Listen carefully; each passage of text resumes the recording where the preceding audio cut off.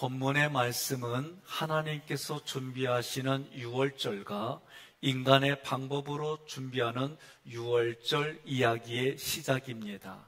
다른 표현으로 한다면 하나님께서 은혜로 주시는 복음의 말씀과 하나님의 말씀을 인간의 전통과 방법과 율법으로 해석해서 하나님이 하시고자 하는 계획에 대적하는 이들에 대한 말씀으로 보는 거예요. 우리 각자가 선포된 본문의 말씀을 내게 은혜로 받아들여져서 우리 각자의 삶의 현장에 말씀의 열매를 맺고 그 열매로 서로 누리시기를 번면하며 축복합니다. 1절에 예수님께서 이 말씀을 다 마치시고 제자들에게 이르시되, 이 말씀이라는 단어 헬라어는 로고스라는 단어예요. 기록된 하나님의 말씀을 말하기도 하고 또 하나는 하나님이 하실 일이 말씀이에요. 구원자 예수님께서 세상 끝에 일어날 일과 예수님 재림하실 때 일어날 일들을 제자들에게 말씀으로 다 마쳤어요. 이게 1절입니다. 다 마친 다음에 2절 함께 봉독합니다. 너희가 아는 바와 같이 이틀이 지나면 유월절이라. 인자가 십자가에 못 박히기 위하여 팔리리라 하시더라. 아멘. 너희가 아는 바와 같이, 이 단어는 헬라어 에이도예요. 눈으로 보았어요. 무엇을? 유월절을 눈으로 보고 귀로 듣고, 유월절은 이렇구나. 과거로부터 제자들이 보고 들어서 경험으로 가지고 있어요. 그래서 예수님은 너희들이 알고 있는 유월절가, 그리고 또 주님이 제자들에게 말씀하신 것이 무엇이냐? 인자가 십자가에 못 박히기 위하여 팔리리라. 이 얘기를 이미 오래전에 제자들에게 예수님이 말씀하셨어요. 자신이 십자가에 못 박히는데 유월절의 어린 양으로 못 박히는 거야 라고 지금 제자들에게 가르치는 거예요. 그러니까 2절은 두 가지를 말하는 겁니다. 제자들아, 너희 유월절이 무엇인지 알지? 유월절에 어린 양이 죽임을 당해. 그런데 그 어린 양으로 죽임을 당하는 사람이 나 예수야 라고 지금 가르쳐 주는 거예요. 그 근거가 마태복음 17장 22절에 예수님이 제자들에게 인자가 장차 사람들 손에 넘겨지리라. 마태복음 20장 17절로 19절 함께 봉독합니다. 예수께서 예루살렘으로 올라가려 하실 때에 12 제자를 따로 데리시고 길에서 이르시되, 보라, 우리가 예루살렘으로 올라가노니 인자가 대제사장들과 서기관들에게 넘겨짐에 그들이 죽이기로 결의하고 이방인들에게 넘겨주어 그를 조롱하며 채찍질하며 십자가에 못 박히게 할 것이나 제3일에 살아나리라. 아멘. 지금 2절에서는 예수님이 제자들에게 두 가지 의미를 가르쳐 주는 거예요. 하나는 유월절, 너희가 이미 오랫동안 듣고 알아왔잖니.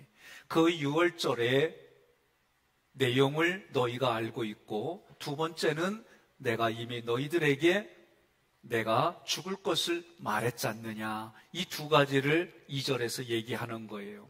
지금 2절에서 유월절이라 그러면 패사흐라는 단어가 쓰여야 되는데 기노마이라는 단어가 쓰였어요. 이 동사는 반복해서 진행되는 거예요. 다시 말하면 유월절은 그 당시에 일주일 동안 진행이 됐어요. 십자가에 못 박히기 위하여, 이 구절은 하나님의 계획에 의해서 죄가 없는 예수가 우리 대신에 죄인이 되어서 십자가 형벌에 못 박히려고 지금 앞으로 팔리는 거야, 그 얘기를 하는 겁니다. 이 팔리리라 파라디도미는 넘겨주다는 거예요. 누가? 하나님이 예수를 넘겨주는 겁니다. 누구에게 넘겨줍니까? 대제사장들과 백성의 장로들인 서기관들에게 넘겨주는 거예요. 그들의 마음에는 이미 예수를 죽이려고 하는 생각이 가득 찼는데, 그 생각은 어떤 생각이냐? 죽이겠다는 사망의 생각이 가득 찼어요. 로마서에 뭐라고 하느냐? 사망을 왕 노릇한다 그랬어요. 그러니 어둠의 세상에서 왕이 누구냐? 사망이에요. 예수 생명을 사망 왕에게 지금 넘겨주는 겁니다. 넘겨주는 이유가 뭐예요? 사망의 권세를 깨트리려고 예수님을 넘겨주는 거예요. 다른 말로 말하면 사망의 권세를 깨트리려고, 부활하시는 예수님을 보여주시려고 지금 예수님을 죽이는 거다, 그 얘기를 하는 거예요. 함께 봉독한 구절에서 중요한 절기 유월절이 나옵니다. 유월절이란 단어는 파사흐라는 단어에서 생긴 거예요. 이 파사흐라는 뜻은 넘어간다라는 뜻이에요. 우리 동네는 넘어간다는 표현을 이렇게 말해요. 구렁이가 담 넘어가듯이 넘어간다. 예? 그러니까 지금 죽음이 이렇게 넘어가는 거예요. 이 죽음이 나에게 임하면 내가 죽어야 되는 거예요. 그런데 죽음이 나를 죽이지 않고 넘어간다, 그 얘기입니다. 지금 유월절은 넘어가는데 무엇을 넘어가느냐? 죽음을 넘어가는 거예요. 따라서 유월절은 사망을 넘어가는 것, 사망을 깨트리는 것이 유월절입니다. 이 유월절을 경험한 사람들마다 새로운 생명으로 출발하고 새로운 생명으로 나아가는 거예요. 이게 구약의 법이에요. 제가 오늘은 특별히 3부 때에 교회 처음 나온 분들 고민하다 보니까 내가 말해도 이걸 어떻게 더 이상 풀어줄 말이 없어. 그래서 마음이 저도 조금은 불편해요. 방법은 매일 나오세요. 그거밖에 없어요. 출애굽기 12장 13절로 14절 함께 봉독합니다. 내가 애굽 땅을 칠 때에 그 피가 너희가 사는 집에 있어서 너희를 위하여 표적이 될지라. 내가 피를 볼 때에 너희를 넘어가리니 재앙이 너희에게 내려 멸하지 아니하리라. 너희는 이 날을 기념하여 여호와의 절기를 삼아 영원한 규례로 대대로 지킬지니라. 아멘. 자, 유월절은 이스라엘의 명절입니다. 오늘 9월 마지막 주에 우리도 추석이라는 명절이 있지요. 이것처럼 명절이 있어요. 추석은 우리가 조상들을 찾아가는 거예요. 돌아가신 조상들의 무덤, 그들이 살아온 삶의 현장을 자녀들에게 가르쳐주는 거예요. 저도 우리 아버지가 저를 어려서부터 데리고 다니면서 여기는 멧돼손 누구다, 이분은 옛날에 무슨 벼슬을 했다, 이 얘기하는데 솔직히 지금도 몰라.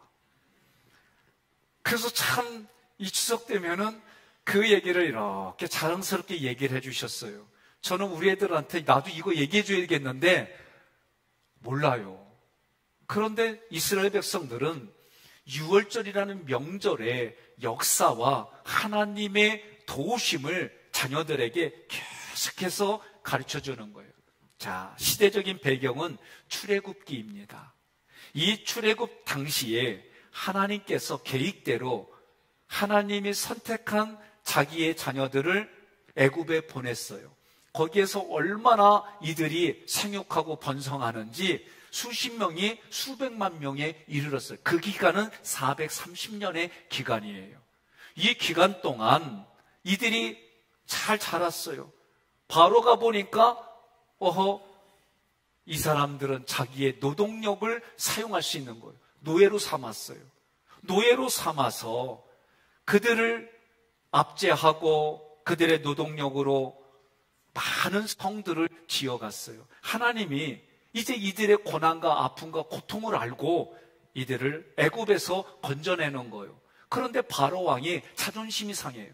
내가 세계 최고의 권력자인데 아니 보이지도 않는 하나님을 그 말을 믿고 이 종들을 보내줘? 못 보내줘. 내 자존심이 있지. 권력자인데 내가 오히려 애굽에서는 신인데 이런 마음으로 첫 번째 경고, 두 번째 경고, 이런 경고에 재앙을 받아도 까딱없는 거예요. 10번째 재앙이 뭐냐?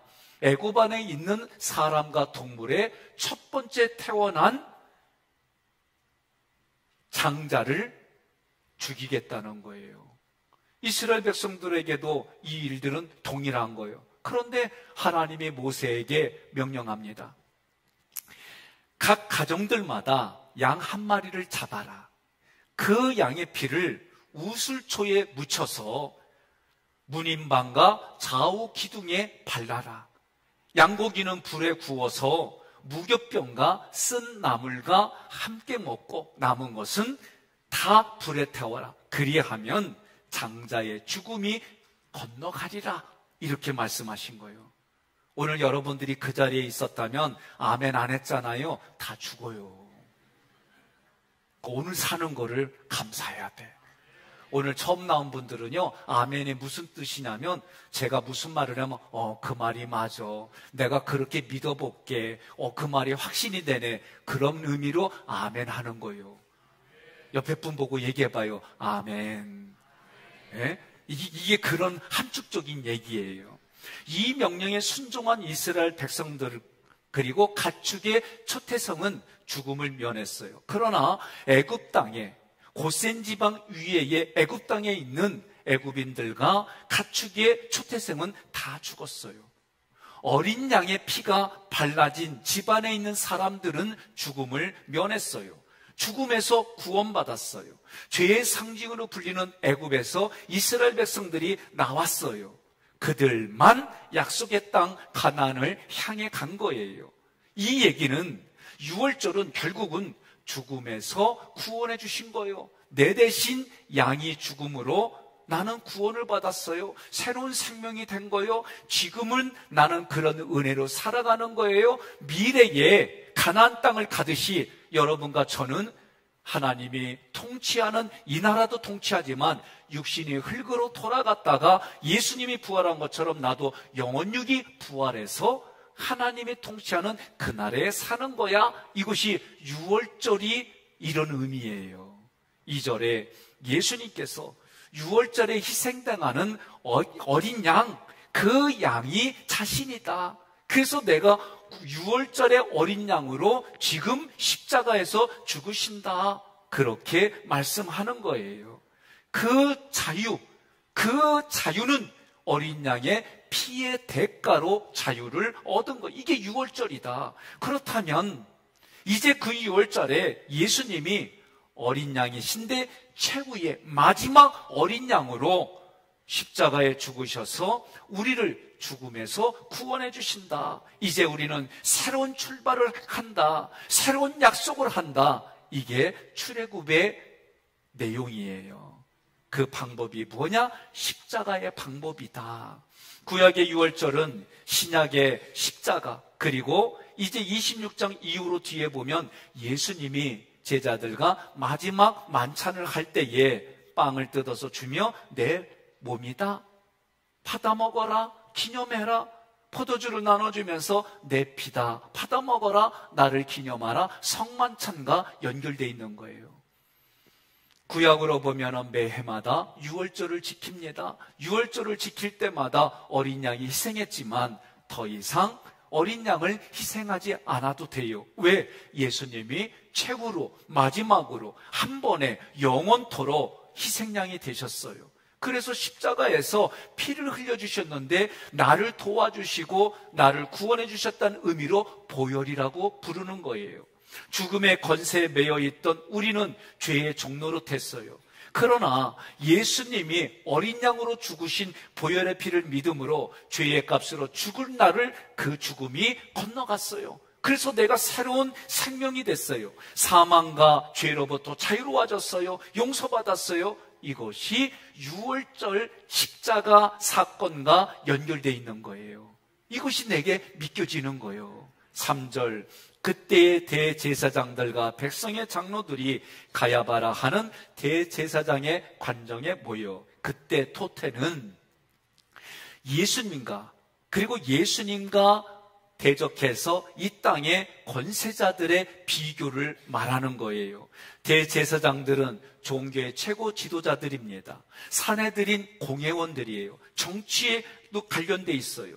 백성의 장로들은 당시에 서기관, 율법학자들이에요. 율법을 지키고 율법으로 사람을 판단하는 거예요. 이 대제사장 가야바는 그 당시의 문헌을 뒤져보니까 장인 안나스의 뒤를 이어서 아들들이 대제사장이 되었어요. 그런데 빌라도의 전임 총독 발레리오 그라토의 후원으로 가야바가 대제사장으로 추대된 거예요. 한마디로 말하면 총독의 영향을 받는 거예요. 세상의 권세를 가지고 있는 사람이에요. 그러니 지금 여기에 성경에 모여 있는 사람들은 누구냐면 세상에서 성공을 추구하는 사람들, 부귀영화를 추구하는 사람들이 관정에 모였어요. 관정이라고 하는 것은 비공식적으로 모이는 장소를 말해요. 그러니 비공식적으로 모여서 야, 우리가 이렇게 성공한 자리, 우리의 부귀영화를 지켜야 되는데 저 예수가 사사건건 우리를 걸고 넘어져. 우리를 자꾸 건드려. 우리가 잘못됐다고 그래. 하나님을 바르게 믿지 않는다고 그래. 이렇게 그러니 어찌게 할까? 야, 이럴 때 우리가 회개하자. 돌아서자. 잘못했고 인정하고 용서를 빌고 그리고 정말 종교인답게 살아가자. 그러면 얼마나 좋아. 오히려 자존심이 상했단 말이요. 마음이 상했단 말이요. 그래서 그렇게 입바른 소리하는 예수를 죽이자. 그런 마음을 가지고 모였다는 거예요. 4절 함께 봉독합니다. 예수를 흉계로 잡아 죽이려고 의논하되. 여기에 문법을 보면은요, 오랫동안 구원자 예수님을 교활한 술책으로 살해할 목적으로 모였다는 거예요. 죽이려고 서로 협의하는 거예요. 이 협의는 언제까지냐? 예수가 죽을 때까지 진행하는 거예요. 자신들의 권세를 유지하고자 비밀스럽게 모였어요. 몰래 모였어요. 이와는 다르게 하나님의 복음은, 계획하신 말씀의 복음은 예수님을 십자가의 대속의 제물로 받으시는데 비밀리에 한 게 아니라 공개적으로 했어요. 재림도 모든 사람들이 예수님을 믿던 믿지 않던 동시에 보고 알 수 있게 구름 타고 내려오신다. 성경에 기록된 대로 그렇게 오실 거예요. 율법과 세상의 법은 타인을 정죄합니다. 비난합니다. 이것을 감추고 숨기며 겉으로는 아닌 척하고 겉으로는 축복하는 척하고 그러면서 뭐예요? 자기의 의를 드러내는 거예요. 대부분 누구를 지적하는 사람들 보면 그 내면에는 내가 너보다 잘났어, 내가 너보다는 깨끗해, 자기를 드러내는 심리가 이 안에 있는 거예요. 오늘 종교인들과 이 율법학자들은 그것을 드러내는 거예요. 자기들의 지위를 지키려고 예수님을 죽이겠다는 겁니다. 여러분과 저는 드러낼 게 있어요. 우리의 드러냄은 오직 하나, 십자가의 복음으로 말미암아 예수 그리스도만 드러내는 삶이라고 동의하시면 아멘 하시기를 바랍니다. 5절에 함께 봉독합니다. 말하기를 밀란이 날까 하노니. 이 말하기를, 이 단어는 나름대로 논리적으로 말한다는 거예요. 오늘날 보세요. 살인했어요. 지나가는 사람 알지도 못하는데 폭행했어요. 그래서 얘기를 해보면 다 자기 변명이 있어요. 자기 논리가 있어요. 오늘 본문에서도 누가 봐도 잘못됐는데 자기의 논리를 가지고 이야기한다는 거예요. 그 내용을 보니까 밀란이 날까 하노니. 이 당시에 예수님을 선지자로 믿고 따르는 이들이 많이 있습니다. 예수님을 죽이면 정치적으로나 사회적으로 민중들이 집단적으로 폭동을 일으키고, 폭동이 일어나면 자기들의 생명과 주의에 위협이 된다고 생각하니까 이들이 야, 밀란이 일어나니까 그러면서 하는 말이 명절에는 하지 말자 그러는 거예요. 이제 추석 명절이 가까우지요? 네, 명절에는 하지 말 게 있습니다. 처녀 총각들한테 몇 살이냐고 물어보지 말 것. 직장을 지금 구하는 자녀들에게 언제 직장 다니냐고 직장 다니라고 그런 얘기 하지 말 것. 또 하지 말자고 그랬더니 어느 분이 그래요. 시어머니 올해는 전을 붙이지 말 것. 이런 얘기를 하는 게 아니다 이거요. 이 성경에서 명절에는 하지 말자, 명절에 예수를 죽이지 말자, 어떻게 보면 이 말씀 구절로는 상당히 일리가 있는 것처럼 보여요. 그러나 명절 헤오르테라는 단어를 깊이 알아야 돼요. 이 명절 헤오르테의 기본 의미는 신의 유익을 위하여 이행하다, 신의 유익을 위해서 성취하다라는 게 기본 의미예요. 하나님께서 자신의 영광을 위하여 유월절을 계획하시고 유월절을 이행하셔서 완벽하게 성취한다. 이것이 명절의 이 단어의 뜻이에요. 종교인들이 하나님이 계획한 유월절, 이 유월절에 예수가 우리의 죄를 대신해서 죽으려고 하는 이 유월절을 종교인들은 못 죽이게 하려고 하는 거예요. 다시 말하면 우리가 잘 알고 있듯이 베드로가 예수님하고 같이 있을 때에 나 조금 있으면 죽으러 간다. 그러니까 베드로가 뭐라고 그래요? 아니 내가 모든 거 버리고 예수님 따라갔는데 이제 와서 죽는다고 그러면 나는 뭐가 되냐고. 아니 예수님이 왕이 되면 내가 뭔가 힘 있는 자리에 앉으려고 그랬는데 못 죽어요. 죽으면 안 돼. 오히려 죽이려고 오는 사람들을 내가 죽일 거야. 죽으면 안 돼.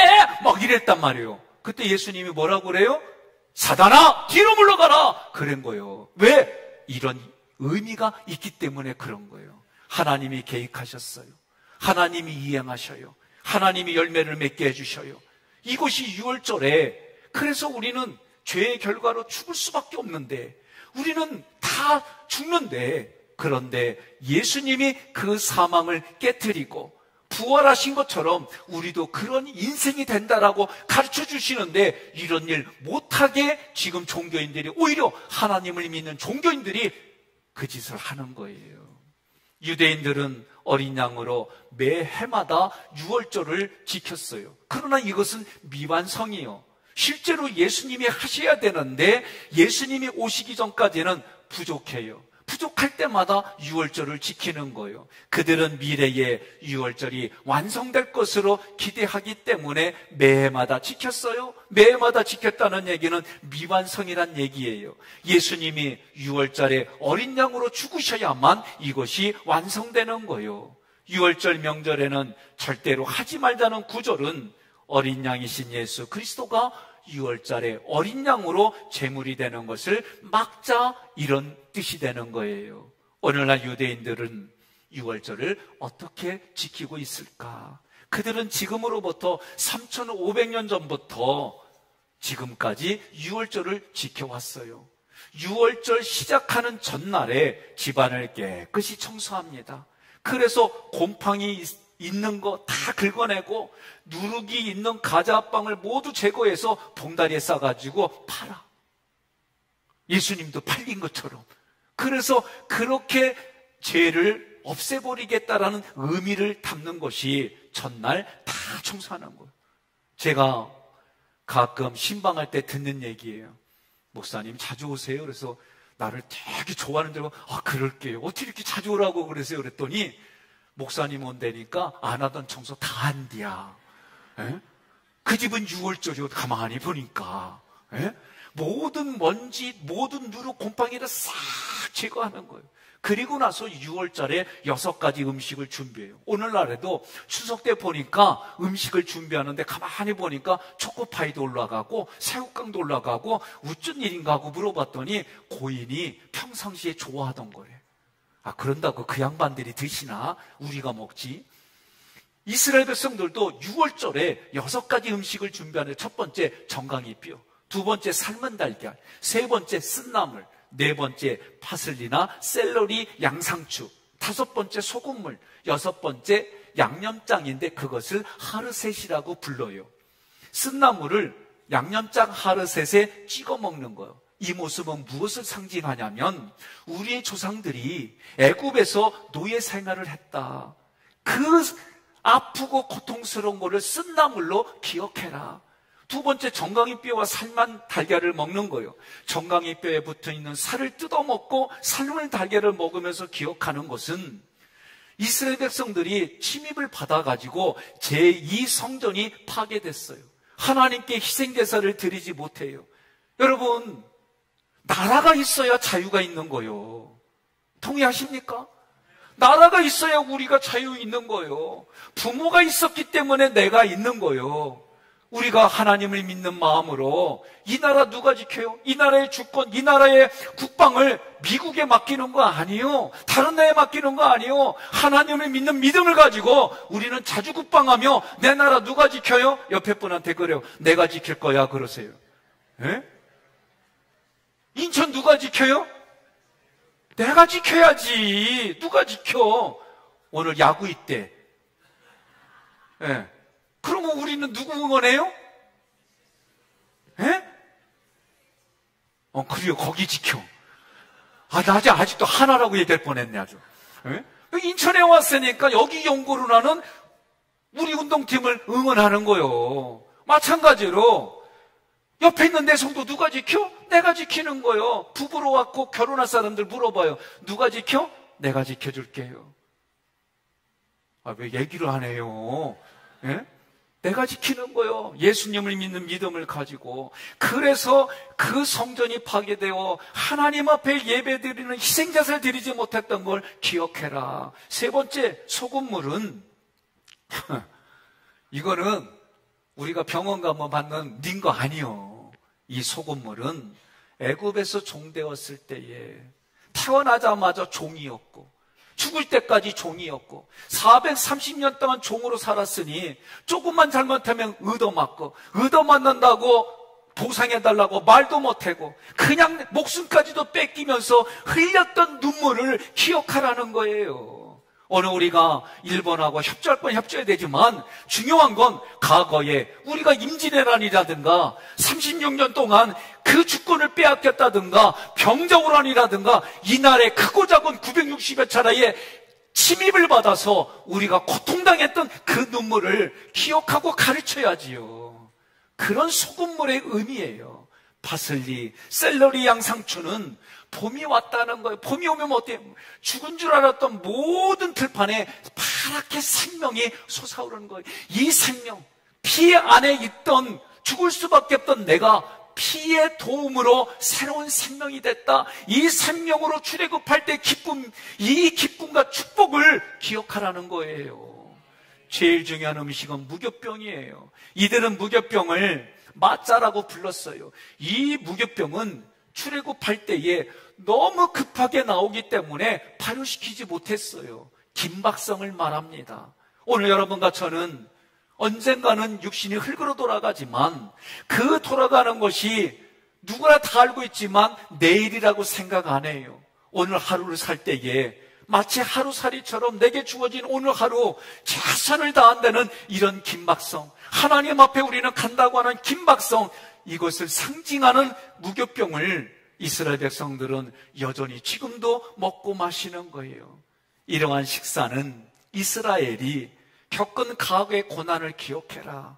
절대 잊어버려서는 안 된다. 그러나 현재의 축복은 하나님께 감사해라. 그런 우리들을 도와주시고 그런 우리들을 이끌어 주셔서 여기까지 너를 만나고 나를 만나서 자녀를 낳아가고 이런 환경을 주신 하나님께 감사해라. 그리고 우리 미래에는 소망이 있다. 그리고 그 소망을 가지고 천국의 소망을 두고 마지막 달까지 우리는 긴박성을 가지고 살아가는 거다.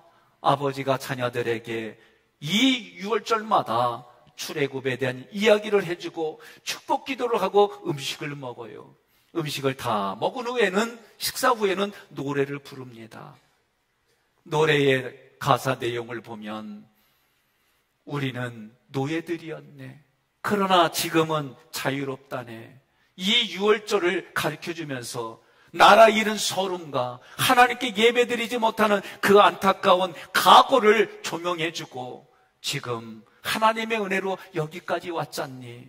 미래의 소망을 가지고 힘들더라도 이겨나가라. 오히려 힘든 상황일지라도 내게 유익을 찾아내면 거기에는 1%의 가능성이 있을 때 그것을 붙들고 걸어 나가고 그것을 붙들고 기도하며 나아가면 너의 미래는 하나님이 책임져 주신다.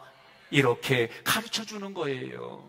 6월절의 어린 양이신 예수님의 십자가 죽음은 하나님이 계획하시고 하나님이 그 독생자 아들을 넘겨주어서 진행시켜 주시고 오히려 죽으셔서 그분이 사흘 만에 사망을 깨뜨린 부활의 신앙이 오늘 지금을 살아가는 우리에게는 그리스도 의의 옷으로 주셔서 그 방법이 십자가 방법인데 그 십자가로 여러분과 저는 죄의 노예의 신분에서 하나님의 자녀로 바꿔주시고 그 보혈의 피로 죄의 노예에서 하나님의 자녀로, 하나님의 자녀에서 예수님의 십자가 군사로, 이제는 더 나아가 왕 같은 제사장으로 우리에게 그렇게 불러주시고 선포해 주시고 직분을 주셨습니다. 이제부터는 그 신분과 직분에 맞게 함께 살아갑시다. 그렇다면 여러분과 저는 나의 유월절은 어떻게 지켜야 할까? 레위기 8장 23절 함께 봉독합니다. 모세가 잡고 그 피를 가져다가 아론의 오른쪽 깃뿌리와 그의 오른쪽 엄지손가락과 오른쪽 엄지발가락에 바르고. 아멘.